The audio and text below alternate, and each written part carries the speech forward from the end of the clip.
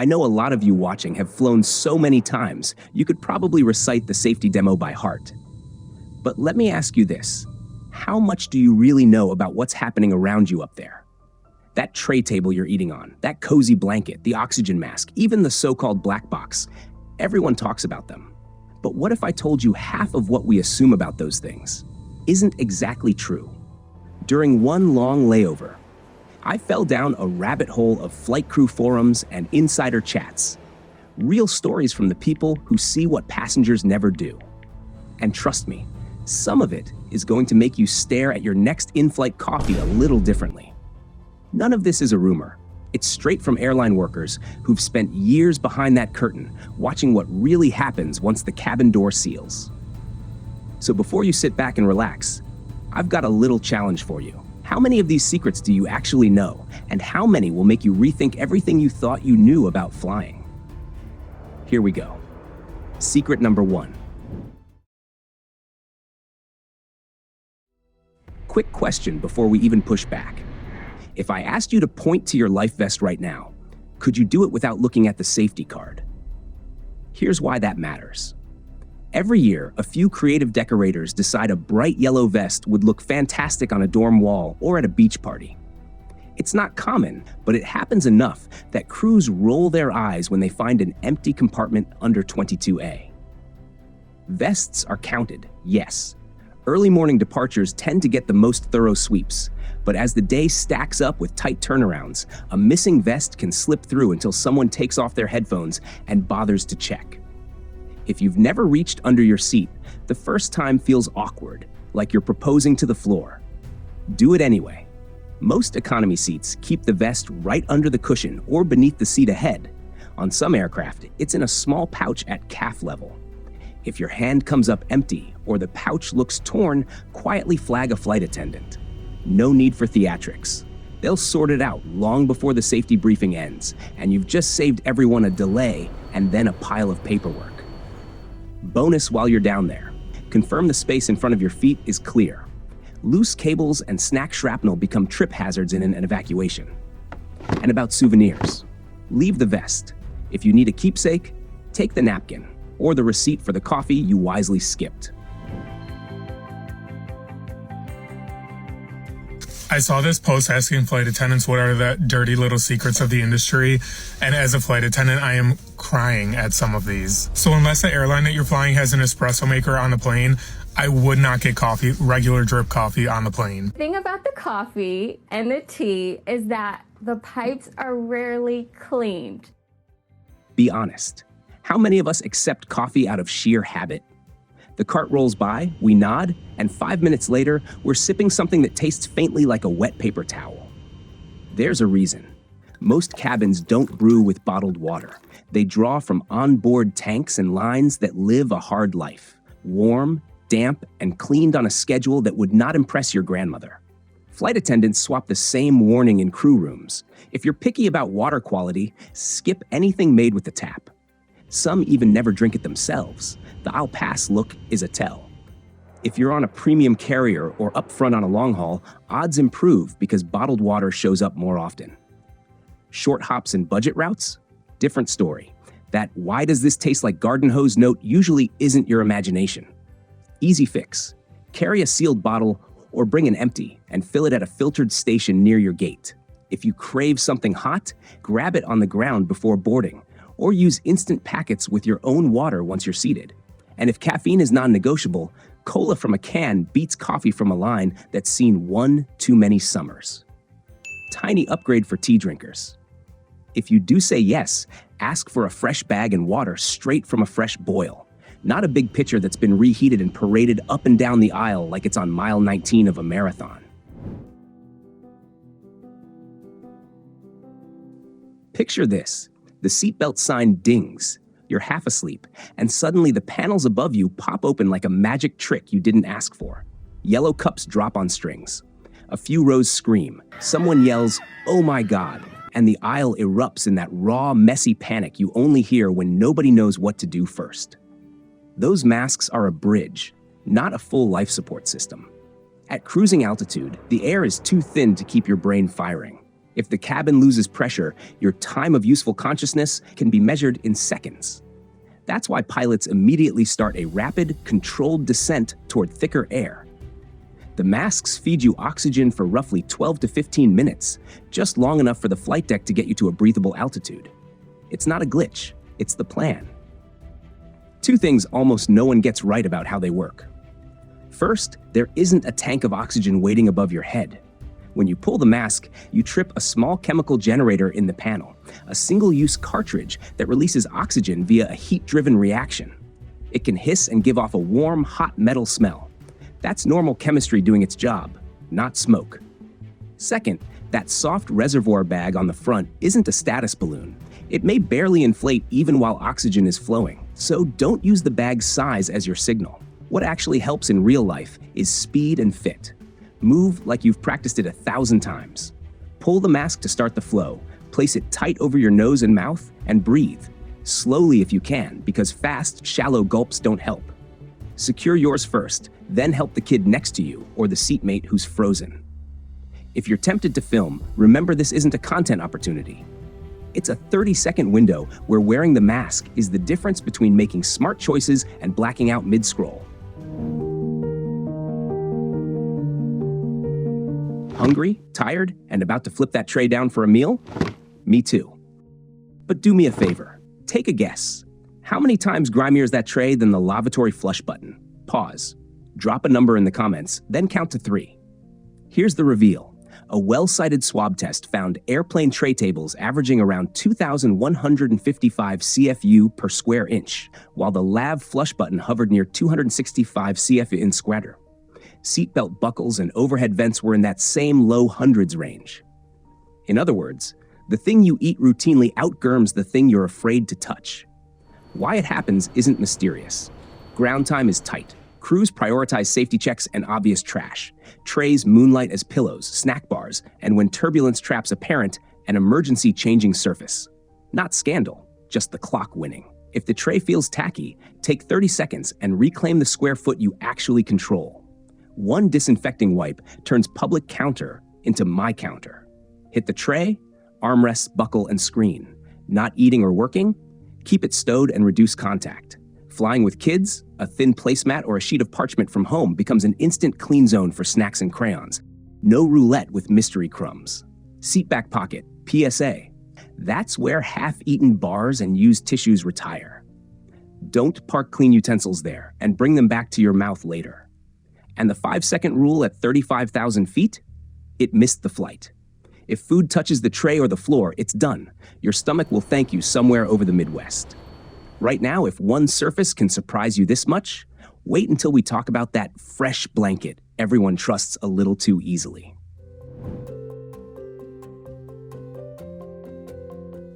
Night flight? Cabin a little chilly, a neatly wrapped blanket lands on your armrest.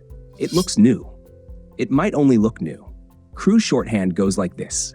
Early departures have the best shot at freshly laundered sets. Later in the rotation, anything that appears untouched can be refolded and sleeved again to keep the day moving. Pillows play the same game. Heat-sealed packaging is your best sign, while loose ones have probably made a few cameos already.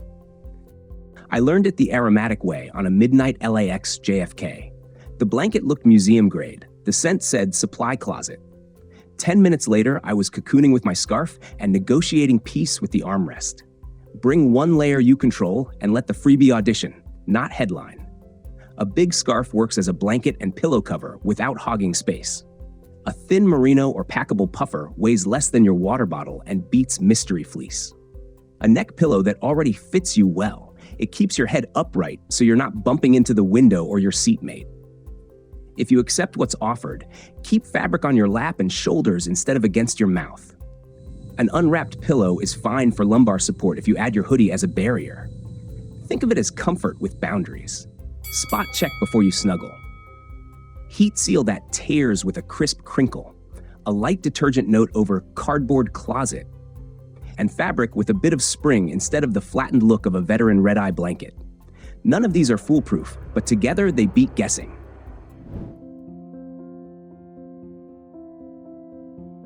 That cool breeze overhead? Filtered, not mountain fresh. On most jets, roughly 40 to 60% of what you breathe is recirculated through HEPA filters, and the rest is fresh intake. The exchange is fast, about 15 to 30 air changes per hour, and HEPA captures 99.97% of tiny particles. Good news for the cabin as a whole, less good for the breath drifting over from your row neighbor, which reaches you before the filters do their cleanup. Airflow matters. It drops from the ceiling vents and gets pulled out near the floor, creating small islands about 2 to 3 rows wide. In practice, most germs spread to people within a row or two, not from the front of the plane to the back. The higher risk window is on the ground, during boarding, long taxi times, and deplaning. When doors may be open, ventilation isn't always at full power, and passengers bunch up in the aisle so air mixes more and lingers. Doable fixes, no drama required. Tilt your overhead vent so air passes in front of your face, forming a tiny air curtain. Wear a light mask during crowded moments, boarding, end of flight, lineups at the lav. Drink water. Cabin humidity is desert level, and saline nasal spray keeps your airways from drying out. If you wear contacts on night flights, switch to glasses. The low humidity can dry out lenses, making eyes sting and blur. That wraps secret number 6. Now on to secret number 7, the thing that's been under your feet since the moment you stepped on board. The cabin carpet looks soft and quiet, but it's a sponge for the whole flight. Coffee and juice spills, crushed snacks, and the occasional motion sickness or diaper emergency that didn't stay contained. Turnarounds are fast. Anything that soaks in can stick around longer than your layover. Socks won't protect you. They absorb whatever's on the floor. A bathroom trip in socks can pick up splashes of cleaner, soap, or urine.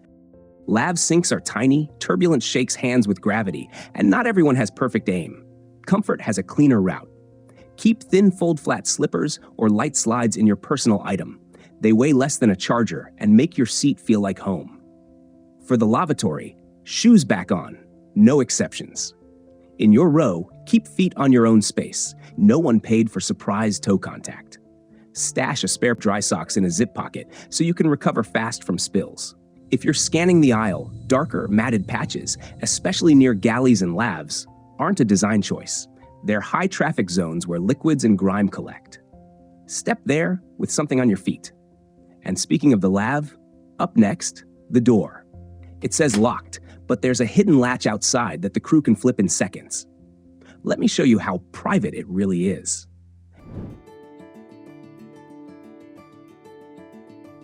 Cabins are built for safety first. If someone faints, has a medical issue, or locks themselves in and doesn't respond, crew need a way in.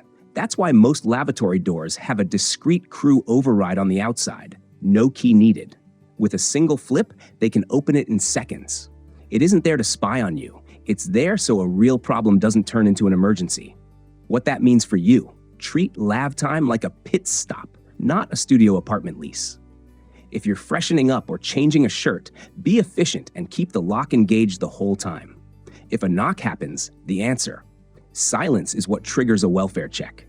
And please don't try the override yourself. Messing with cabin equipment can get you fined or offloaded. Not the souvenir you want. A few small habits make it smoother and less awkward. Lock and verify. Slide the latch and make sure the outside indicator flips to occupied before you settle in. Answer the knock. A "someone's in here" tells the crew you're fine. Silence reads as a problem and invites an override. Keep non-bathroom tasks brief and say so. If you're changing or fixing a spill, add just a minute so no one thinks you're unresponsive. No tampering. Don't touch placards, detectors, or the external latch. If the door sticks, call a flight attendant. Don't force it. Mark this one. At 35,000 feet, privacy is on loan. Use it briefly and give it back. Cruise altitude. Lights dim. Engines hum. Up front, one pilot closes their eyes, for a reason. This is controlled rest, a short scheduled nap while the other pilot stays fully alert on the radios and systems, with autopilot doing the steady flying. The sleeper gets about 20 to 40 minutes, then a wake-up buffer before touching anything critical. It's planned, brief, and logged, more like swapping drivers on a long highway than dozing off at the wheel. Why it exists? Fatigue is sneaky. Red eyes, time zone jumps, and early reports dull reaction time. A quick, structured nap sharpens the crew right when precision matters most: approach and landing. On ultra-long routes, think LAX SID, airlines roster extra pilots who rotate between the cockpit and crew bunks, so there's always a fresh pair on the controls. Autopilot is the world's most consistent coworker. Controlled rest is its coffee break. Has it ever gone wrong? Rarely, and that's why it makes news. The 2024 Batik Air case, both pilots nodded off for roughly half an hour, became a headline and triggered investigations, retraining, and public reports. Incidents like that are outliers.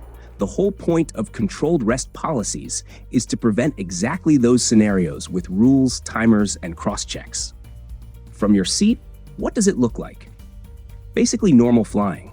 You'll still hear ride reports, light chop for 10 minutes, routine ETA updates, and the calm cadence of ATC calls if you're tuned to the airline's channel. Descent planning feels deliberate. Seatbelt sign-on with time to spare, speed changes that don't yo-yo, and a stable final approach. That's the sound of a crew managing energy like fuel.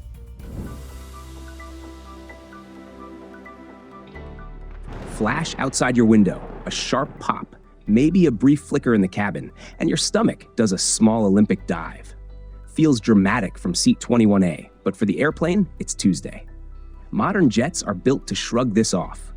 The metal skin acts like a giant shield, guiding the current around the fuselage and back out again, usually at a wingtip or the tail. Electricity wants the outside. You and the avionics are on the inside. That's the whole design.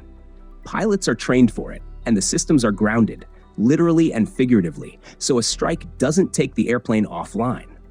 Most of the time, the crew notes it, continues the flight, and maintenance gives the jet a careful once-over after landing.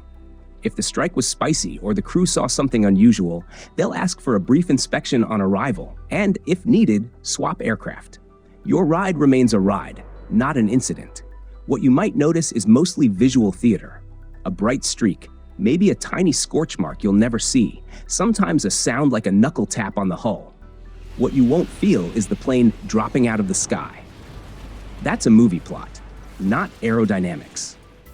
The autopilot keeps doing what it does best, and the flight deck keeps talking to ATC as if they ordered turbulence for takeout and it arrived early. If you're the type who needs a mental script, use this one. Lightning equals outside job. The energy skates along the surface, exits, and the jet keeps trucking. Your smartest move is to keep the seatbelt snug, let the crew work, and maybe log that flash as the most expensive light show you've ever attended for free. And since we're on the subject of things that look alarming but are designed for it, the next secret goes even deeper into the hardware. The bright orange black box, and why it's the loudest witness after any serious event.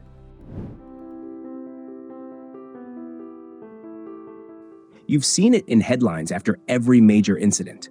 Search for the black box. Most of us imagine a matte, secretive brick. The name sells the drama. The color tells the truth. It isn't black at all. The recorders are painted bright orange with reflective strips so recovery teams can spot them in wreckage, in mud, or on the seafloor. Think less mystery box, more traffic cone with an incredible memory.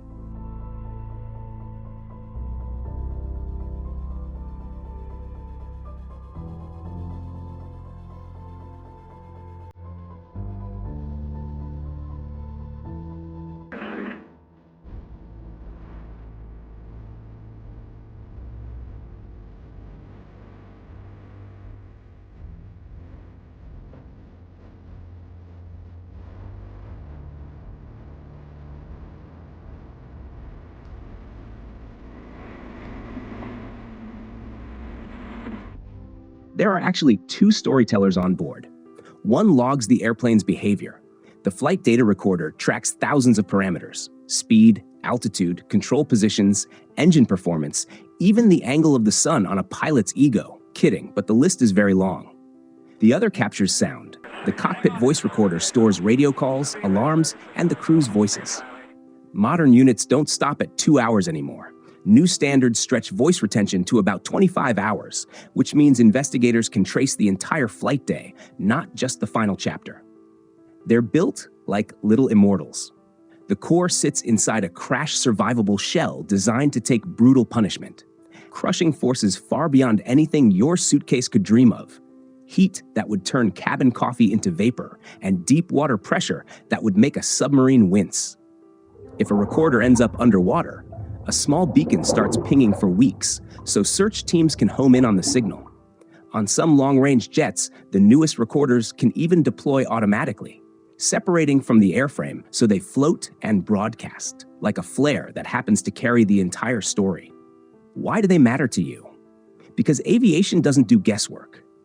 When something serious happens, these devices let specialists rewind the tape, what the airplane did, what the crew saw, what the system said, then fix the root cause so it doesn't repeat.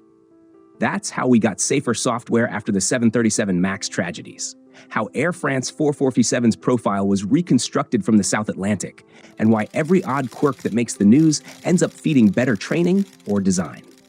A fun misnomer aside, the point is simple.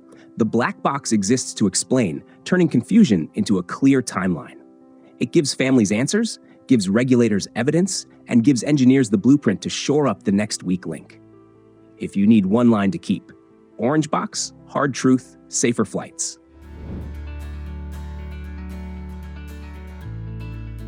That friendly smile with a coffee pot, that's also the face of a first responder trained to keep 200 strangers calm in a metal tube, and if things go sideways, to protect the cabin. This isn't movie dojo flair, it's practical training. In the US, TSA's crew member self-defense program, running since the mid-2000s, teaches holds, releases, restraints, and threat recognition with aisle scenario drills to end trouble without escalating it. In 2011, Hong Kong Airlines ran a short Wing Chun course for attendants after a rise in unruly cases, close-range breakaways, and confidence under pressure. Singapore Airlines, meanwhile, has an internal Taekwondo club open to staff, including FAs. It's voluntary, not a safety requirement, but many members bring that calm, disciplined mindset back to the cabin. Practical takeaway, the aisle isn't a debate stage. Short, firm instructions. Earbuds out, bag under the seat, return now. Our safety, not a personality contest. Be polite, comply quickly, and if you need to appeal, do it later at the galley when service slows. If a seatmate crosses a line, don't play referee. Press the call button and let the trained team handle it.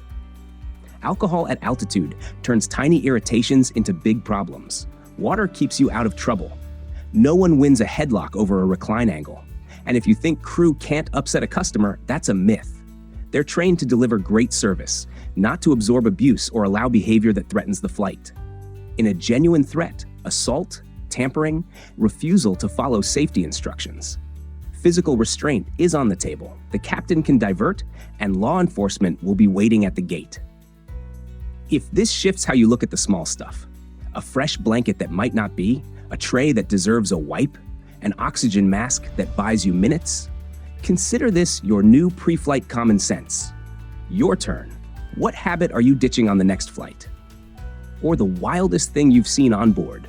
Mystery puddle in the lav, lightning at the window, a door latch you didn't know existed? Drop it in the comments. Let's compare notes. If this saves you even one headache, tap like so more travelers find it, and hit subscribe for the deep dives ahead. And there's one more shiver-worthy truth where your phone is the main character. Watch this next. Now, safe travels, and see you at the gate.